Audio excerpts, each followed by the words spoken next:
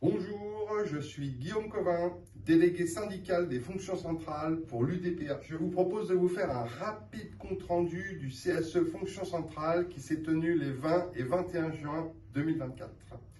Nous avons reçu Christophe Vermont qui nous a présenté le bilan 2023 et les perspectives 2024 de la DT2. Cette direction comprend 1650 salariés fin 2023 pour une moyenne d'âge de 41 ans, avec 47% d'internes et 53% d'externes. Il y a eu donc 300 recrutements pour une centaine de départs en 2023.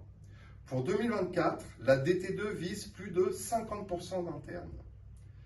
Le bilan 2023 est satisfaisant, avec le déploiement de 10 000 postes de travail, la livraison de 100 projets majeurs, une disponibilité des systèmes à 99%, la mise en place de l'éco-conception dans le cadre du développement informatique et des premiers use cases IA, dont Secure GPT.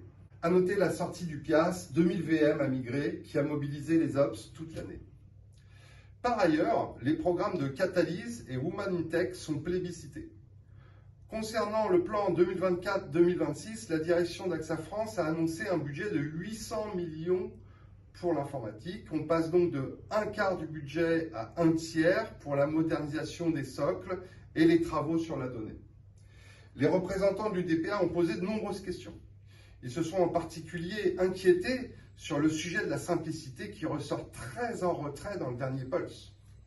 D'autres sujets d'inquiétude de l'UDPA sont la charge de travail, le temps donné pour réaliser des projets internes type Catalyse ou communauté de pratique et une pression managériale ressentie. Nous avons interpellé la direction sur la stratégie autour de la data. Véritable prise de conscience à faire. Les consommations d'infrastructures data vont nécessairement augmenter de façon importante notre empreinte carbone.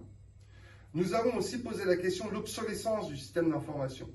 Il a été répondu qu'un plan de décommission a été mené en 2023 et se poursuit en 2024. Puis, Christophe Vermont nous a présenté un projet d'aménagement d'organisation au sein de la DT2. Le rendu d'avis aura lieu au CSE du 25 juillet 2024. N'hésitez pas à nous contacter si vous souhaitez plus d'infos à ce sujet. Nous vous répondrons bien volontiers. En outre, point remarquable était le rendu d'avis sur le projet d'aménagement d'organisation au sein de la direction solutions numériques et paiement. L'UDPA a rendu un avis d'abstention au motif que le projet était présenté comme étant une suppression de ligne managériale sans autre conséquence. Pour l'UDPA, cela envoie un message aux salariés. Il n'y a pas d'évolution professionnelle vers un poste de plus grande ampleur sans perspective de carrière. Le point suivant concerne la présentation des résultats du Pulse pour le périmètre des fonctions centrales. Et sans surprise, Pulse après Pulse, ce sont toujours les mêmes sujets qui sont remontés par les salariés. Reconnaissance et salaire, charge de travail et simplicité.